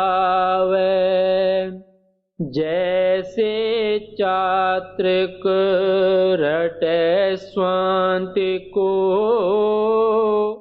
ਸਲਤਾ ਨਿਕਟ ਨਾ ਆਵੇ। ਦੀਨ ਦਇਆਲ ਲਗਨ ਹਿਤਕਾਰੀ, ਸਵਾਂਤੀ ਜਲ ਪਹੁੰਚਾਵੇ। ਆ ਪਿਆਰ ਨਾਲ ਕਹਿੰਦੇ ਹੈ, ਪਪੀਹੇ ਦੀ ਮਿਸਾਲ ਦਿੰਦੇ ਹੈ ਕਿ ਪਪੀਹਾ ਜੋ ਹੈ ਉਹ ਸਿਰਫ ਰੱਟ ਲਾਉਣ ਜਾਣਦਾ ਹੈ। ਉਹ ਉੱਡ ਕੇ ਕਿਸੇ ਦਰਿਆ ਜਾਂ ਕਿਸੇ ਵੀ ਨਾਲੇ 'ਚ ਜਾਂ ਤਲਾਬ ਤੇ ਜਾ ਕੇ ਪਾਣੀ ਨਹੀਂ ਪੀਂਦਾ ਗਾ। ਉਹ ਸਿਰਫ ਕੂਕਦਾ ਹੈ, ਪਿਰੋ ਪਿਰੋ ਕਰਦਾ ਹੈ, ਪਾਣੀ ਪਾਣੀ ਕਰਦਾ ਹੈ। ਉਹ ਪਰਮਾਤਮਾ ਉਸ ਦੀ ਪਿਆਸ ਨੂੰ ਸੁਣਦਾ ਹੈ, ਉਹਦੇ ਦਰਦ ਨੂੰ ਸੁਣਦਾ ਹੈ, ਉਹਦੇ ਪਾਸ ਸਵੰਤੀ ਬੂੰਦ ਭੇਜਦਾ ਹੈ। ਇਸੇ ਤਰ੍ਹਾਂ ਜਿਹੜਾ ਸੇਵਕ ਦਿਨ ਰਾਤ ਉਸ ਦੇ ਮਿਲਾਪ ਨੂੰ ਤੜਫਦਾ ਹੈ, ਸਭ ਸਹਾਰੇ ਛੱਡ ਕੇ ਉਸ ਪਾਸੇ ਨੂੰ ਹੋ ਜਾਂਦਾ ਹੈ, ਉਹ ਪਰਮਾਤਮਾ ਤੋਂ ਵੀ ਰਿਹਾ ਨਹੀਂ ਜਾਂਦਾ। ਉਹ ਆਪਣੇ ਪਿਆਰੇ ਬੱਚੇ ਨੂੰ, ਸੰਤ ਰੂਪ ਨੂੰ, ਉਹ ਸਾਡੀ ਆਤਮਾ ਦੀ ਪਿਆਸ ਬੁਝਾਉਣ ਵਾਸਤੇ ਭੇਜਦਾ ਹੈ।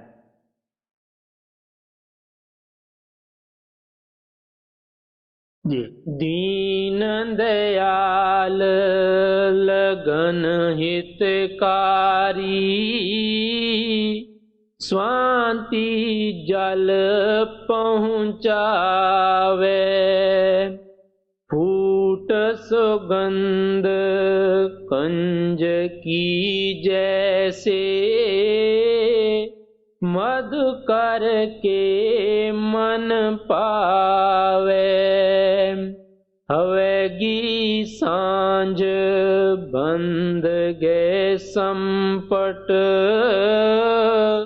ऐसी भगत कहावे। ਕਮਲ ਪਾਣੀ ਵਿੱਚ ਹੈ, ਜਦ ਉਹਦੇ ਵਿੱਚੋਂ ਮਹਿਕ ਆਉਂਦੀ ਹੈ, ਭੌਰਾ ਉਹਦਾ ਆਸ਼ਕ ਹੈ। ਉਸ ਦੀ ਸਖੰਦ ਜਦ ਵੀ ਉਸ ਨੂੰ ਚੜ੍ਹਦੀ ਹੈ, ਉਹ ਉੱਥੇ ਜਾ ਵੜਦਾ ਹੈ। ਇੰਨਾ ਮਸਤ ਹੋ ਜਾਂਦਾ ਉਹਦੇ ਉੱਤੇ ਕਿ ਰਾਤ ਪੈ ਜਾਂਦੀ ਹੈ, ਕਮਲ ਬੰਦ ਹੋ ਜਾਂਦਾ ਹੈ। ਉਹ ਵੀ ਵਿਚਾਰਾ ਵਿੱਚੇ ਘੁੱਟਿਆ ਜਾਂਦਾ ਹੈ, ਜਾਂ ਤਾਂ ਘੁੱਟ ਕੇ ਜਾਨ ਨਿਕਲਦੀ ਹੈ, ਜਾਂ ਕੋਈ ਜਾਨਵਰ ਆ ਕੇ ਉਸ ਨੂੰ ਖਾ ਜਾਂਦਾ ਹੈ। ਇਸ ਵਾਸਤੇ ਆਪ ਕਹਿਣ ਲੱਗੇ, ਕਿਤਨਾ ਉਹ ਮਸਤ ਹੈ, ਉਹਨੂੰ ਨਾ ਦਿਨ ਦਾ ਪਤਾ ਲੱਗਿਆ, ਨਾ ਰਾਤ ਦਾ ਪਤਾ ਲੱਗਿਆ ਵੀ ਰਾਤ ਪੈ ਰਹੀ ਹੈ।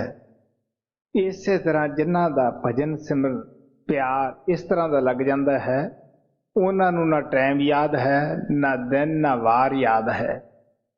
ਉਹ ਸੁੱਤੇ ਜਾਗਦੇ ਉਸ ਭਜਨ, ਉਸ ਪਿਆਰ ਵਿੱਚ ਲੱਗੇ ਰਹਿੰਦੇ ਹੈ। ਜੀ। हवेगी सांझ बंध गए संपट, ऐसी भगत कहावे।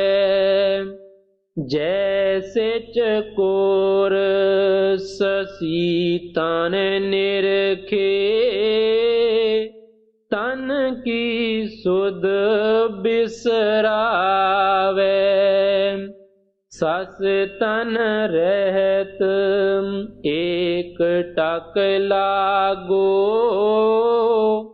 तब शीतल रस पावे। ਹੁਣ ਆਪ ਪਿਆਰ ਨਾਲ ਕਹਿੰਦੇ ਆ ਕਿ ਜਿਸ ਤਰ੍ਹਾਂ ਚਕੋਰ ਦਾ ਚੰਦਰਮਾ ਦੇ ਨਾਲ ਕਿਤਨਾ ਪਿਆਰ ਹੈ, ਜਦ ਵੀ ਚੰਦਰਮਾ ਉਸ ਨੂੰ ਦਿਖਾਲੀ ਦਿੰਦਾ ਹੈ, ਉਹ ਬਿਲਕੁਲ ਇਸ ਤਰ੍ਹਾਂ ਧਿਆਨ ਲਗਾ ਲੈਂਦਾ ਹੈ। ਜਿਵੇਂ ਜਿਵੇਂ ਜਿੰਨਾ ਚਿਰ ਚੰਦਰਮਾ ਦਾ ਤਨ ਰਹਿੰਦਾ ਹੈ, ਉਤਨਾ ਚਿਰ ਉਹ ਅੱਖ ਨੂੰ ਚਮਕ ਨਹੀਂ ਸਕਦਾਗਾ। ਮੈਂ ਸਿਗਨੇਲਰ ਦਾ ਸਾਰਾ ਕੰਮ ਸਿੱਖਿਆ ਹੈ, ਕਿਉਂਕਿ ਪਹਿਲੇ ਟਾਈਮ ਦੇ ਉੱਤੇ ਹਿੰਦੁਸਤਾਨ ਦੇ ਵਿੱਚ ਵਾਇਰਲੈਸਾਂ ਨਹੀਂ ਹੁੰਦੀਆਂ ਸੀਗੀਆਂ। ਉਦੋਂ ਜਾਂ ਤਾਂ ਹੈਲੀਓ ਦੁਪਹਿਰ ਦੇ ਟਾਈਮ ਪੜ੍ਹਦੇ ਸਨ, ਜਾਂ ਰਾਤ ਦੇ ਟਾਈਮ ਲੈਂਪ ਪੜ੍ਹਦੇ ਸਨ, ਜਾਂ ਦਿਨੇ ਝੰਡੀ ਨਾਲ ਇਸ਼ਾਰੇ ਕੀਤੇ ਜਾਂਦੇ ਸਨ। ਉੱਚੀ ਜਗ੍ਹਾ ਖੜ ਜਾਣਾ। ਹੁਣ ਤੁਸੀਂ ਸੋਚ ਕੇ ਦੇਖ ਲਓ ਕਿ ਜਿਹੜੀ ਉਹ ਲਾਈਟ ਹੈ, ਉਹ ਵੀ ਅੱਖਾਂ ਤੇ ਪੈਂਦੀ ਹੈ। ਸ਼ੀਸ਼ੇ ਦੀ ਜੋ ਲਾਈਟ ਦੁਪਹਿਰੇ, ਉਹ ਵੀ ਅੱਖਾਂ ਤੇ ਪੈਂਦੀ ਹੈ। ਅਗਰ ਇੱਕ ਦਫਾ ਅੱਖ ਨੂੰ ਇਸ ਤਰ੍ਹਾਂ ਪਲਕ ਕਰਦਾ ਹੈ ਤੇ ਪਤਾ ਨਹੀਂ ਕਿੰਨੇ ਇਸ਼ਾਰੇ ਲੰਘ ਜਾਣੇ ਹੈ। ਤਾਂ ਉਹਦੀ ਜ਼ਿੰਮੇਵਾਰੀ ਸਿਗਨੇਲਰ ਦੀ ਤੁਹਾਨੂੰ ਪਤਾ ਹੈ ਕਿ ਸਾਰੇ ਹੀ ਮੁਲਕ ਦੀ ਹੁੰਦੀ ਹੈ ਉਹਨਾਂ ਤੇ। ਅਗਰ ਕਿਸੇ ਦਾ ਕਮਿਊਨੀਕੇਸ਼ਨ ਕਿਸੇ ਮੁਲਕ ਦਾ ਗਲਤ ਹੈ ਜਾਂ ਢਿੱਲਾ ਹੈ, ਉਸ ਨੂੰ ਹਰ ਇੱਕ ਆ ਕੇ ਦਬਾ ਲੇਗਾ। ਇਸ ਵਾਸਤੇ ਕਮਿਊਨੀਕੇਸ਼ਨ ਦੇ ਉੱਤੇ ਬੜਾ ਜ਼ੋਰ ਦਿੱਤਾ ਜਾਂਦਾ ਹੈ। ਤੋ इतनी भी इजाजत नहीं सी, इन्नी अख करिए तो की हुंदा सीगा कि कई इशारे लंघ जाते, कई लफ्ज लंघ जाने।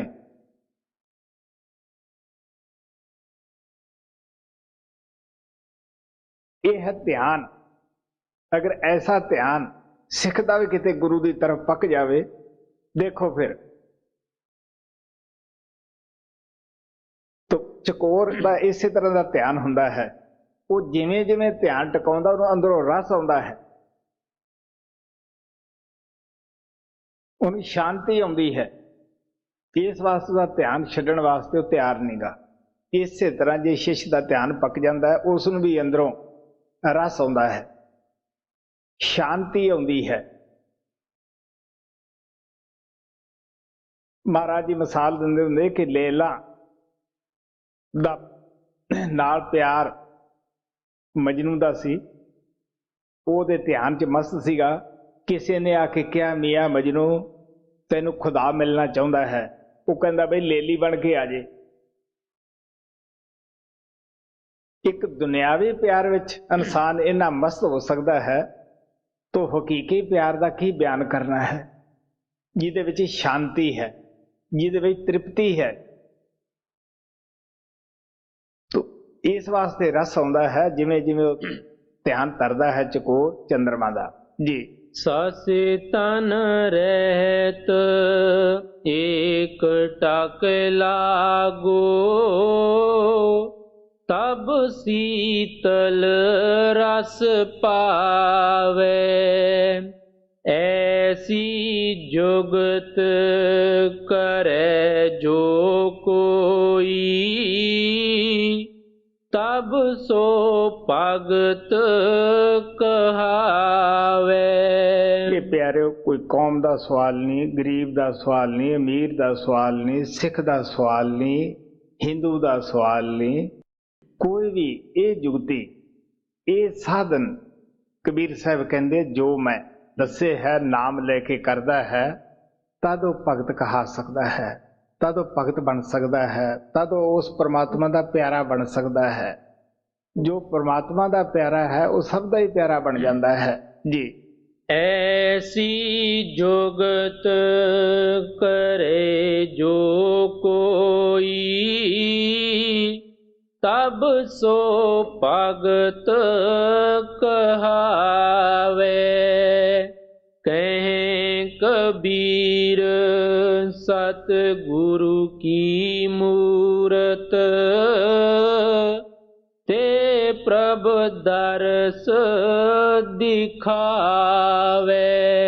जब साडे अंदर भी इस तरह का प्यार फुट फुट के बाहर निकलता है, तन मन उस गुरु ते अर्पण करते हैं, दिन रात परमात्मा की याद बनाई हुई है, वो परमात्मा तो भी रिहा नहीं जाता गा। वो भी सानू गुरु के स्वरूप विच अंदर दर्शन दिंदा है, अंदर टारच दिंदा है, शांति दिंदा है, तृप्ति दिंदा है। सो इस वास्ते जिन्हां दा ऐसा ध्यान पक जाता है, ऐसे शिष्य जिहड़े है उन्हां दा जप तप पूजा पाठ सब कुछ हो जाता है। जिस तरह हाथी के पाँव में सबके पाँव आ जाते हैं। सो नाम की कमाई विच साडा जितने भी जप तप का सब का फल आ जाता है। सो कबीर साहब ने जो भी मिसालां सानू दित्तियां हन कि किस तरह कच्छू आपदे बच्चियां नू खुशकी च दे आउंदा है, लेकिन उन्हां दे विचों ना सुत्ता ध्यान उठाउंदा है, ना जागदा उठाउंदा है। इसे तरह आपने कहा जो शिष्य सुत्ता जागदा उठदा बहिंदा सिमरन दे विच लग्या होया है, जवान दे उत्ते सिमरन है, तो उन्हां परवटियां दे दरम्यान गुरु दा स्वरूप है। आप प्यार नाल कहंदे है कि ऐसा शिष्य जद एकाग्र होके बैठ जाता है, उन्होंने ना तन की सुध है ना अपनी है, गुरु भी प्रगट है, उधर भी उसकी तवज्जो नहीं गी, वो तो सिर्फ एकाग्र होया बैठा है। इसे नूं मैं कई बारी सत्संग दे विच कहना हुंदा है कि जद अख पूंझण वाला पास ना होवे ते प्यारो रोण दा भी मजा नहीं आउंदा गा। सो जिन्ना चिकर वो प्यारा साडे अंदर प्रगट नहीं हुंदा गा, उन्ना चिकर असीं खुश्क रहने हैं। अगर एक बारी ऐसी ऐसी मशक कर लईए, उस नूं आप दे उत्ते मेहरबान कर लईए, ਤੁਸੀਂ ਫੇਰ ਦੇਖੋ ਕਿ ਹੁਣ ਤਾਂ ਅਸੀਂ ਕਈ ਦਿਨ ਭਜਨ ਛੱਡੀ ਰੱਖਦੇ ਹਾਂ, ਕਈ ਘੰਟੇ ਸਿਮਰਨ ਛੱਡੀ ਰੱਖਦੇ ਹਾਂ। ਜਦ ਐਸੀ ਹਾਲਤ ਹੋ ਜਾਂਦੀ ਹੈ ਫਿਰ ਸਰੀਰ ਟੁੱਟਣ ਲੱਗ ਜਾਂਦਾ ਹੈ। ਜਿਨ੍ਹਾਂ ਦਾ ਪਿਆਰ ਲੱਗ ਜਾਂਦਾ ਹੈ ਉਹ ਨਾ ਲੋਕ ਲਾਜ ਦੀ ਪਰਵਾਹ ਕਰਦੇ ਹੈ, ਨਾ ਕੋਈ ਹੋਰ ਕਾਹੇ ਦੀ ਪਰਵਾਹ ਕਰਦੇ ਹੈ, ਕਿਉਂਕਿ ਉਹਨਾਂ ਨੂੰ ਉੱਥੇ ਸ਼ਬਦ ਨਾਲ ਜੁੜੇ ਬਗੈਰ ਰਸ ਹੀ ਨਹੀਂ ਆਉਂਦਾ ਗਾ। ਸੋ ਸਾਨੂੰ ਵੀ ਚਾਹੀਦਾ ਕਬੀਰ ਸਾਹਿਬ ਦੇ ਕਹਿਣ ਦੇ ਮੁਤਾਬਕ ਅਸੀਂ ਵੀ ਸ਼ਬਦ ਨਾਮ ਦੀ ਕਮਾਈ ਕਰੀਏ, ਆਪਣੇ ਜੀਵਨ ਨੂੰ ਸਫਲ ਬਣਾਈਏ।